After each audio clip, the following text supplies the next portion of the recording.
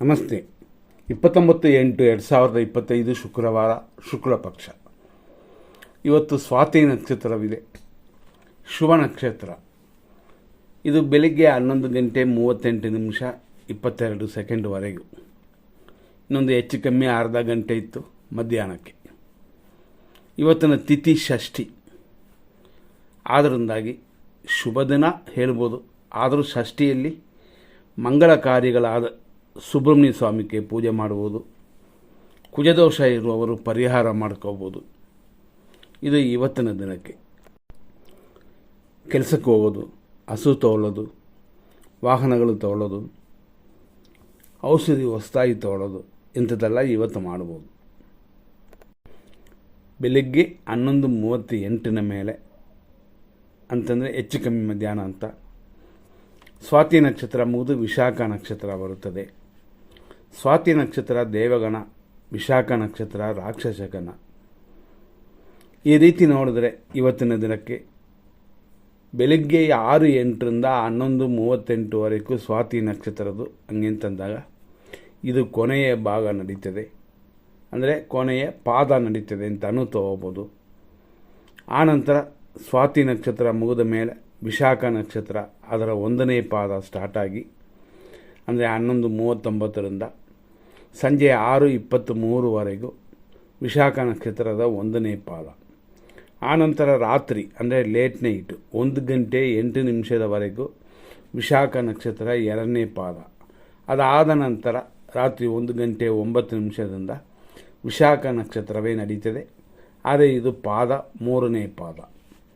ನಾಳೆವರೆಗೂ ಇದೇ ವಿಶಾಖ ನಕ್ಷತ್ರವಿದೆ. ಹಾಗಾಗಿ ಇವತ್ತಿನ ದಿನದಲ್ಲಿ ಚಿಕ್ಕ ಚಿಕ್ಕ ಕಾರ್ಯಗಳನ್ನ ಮಾಡ್ಬೋದು, ದೇವರ ಪೂಜೆ ಮಾಡ್ಬೋದು, ಫಸ್ಟೇ ಹೇಳಿದ್ವಿ. ಆದರೂ ಮುಹೂರ್ತ ಕಾರ್ಯಗಳು ಇವತ್ತಿಲ್ಲ. ನಕ್ಷತ್ರ ಶುಭವಾಗಿದ್ದು ತಿಥಿ ಆ ಥರ ಇರೋದರಿಂದ ಈ ದಿನದಲ್ಲಿ 100% ಒಳ್ಳೆಯ ಟೈಮ್ನ ನೋಡೋಣ. 6:08 8:35 ಅಂದರೆ ಅವಸರಕ್ಕೆ, ಅರ್ಜೆಂಟಕ್ಕೆ ಕೆಲವು ಕಾರ್ಯಗಳು ಮಾಡ್ಬೋದು, ಅದೇನೂ ತೊಂದರೆ ಇಲ್ಲ. 9:29 10:45 ಮಧ್ಯಾಹ್ನ 12:22 12:43 ಮಧ್ಯಾಹ್ನ 1:35 1:45 ಸಂಜೆ 5:01 5:54 ಸಂಜೆ 7:46 ರಾತ್ರಿ 3:12 ಬೆಳಗಿನ ಜಾವ 4:43 ಮೇಲೆ ಇನ್ನು ಶುಭ ಸಮಯವಿವೆ. ಈ ಸಮಯಗಳಲ್ಲಿ ಯಾವುದಾದ್ರು ಕಾರ್ಯಗಳನ್ನ ಮಾಡ್ಬೋದು. 100% ಅಶುಭ ಸಮಯ ನೋಡೋಣ. 8:37 9:27 ಇದು ದುರ್ಮುಹೂರ್ತ.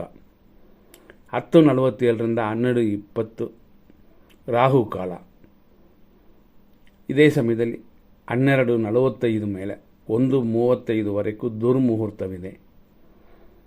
ಆ ರೀತಿಯಾಗಿ 1:45 3:52 ಮೃತ್ಯು ಇದೆ.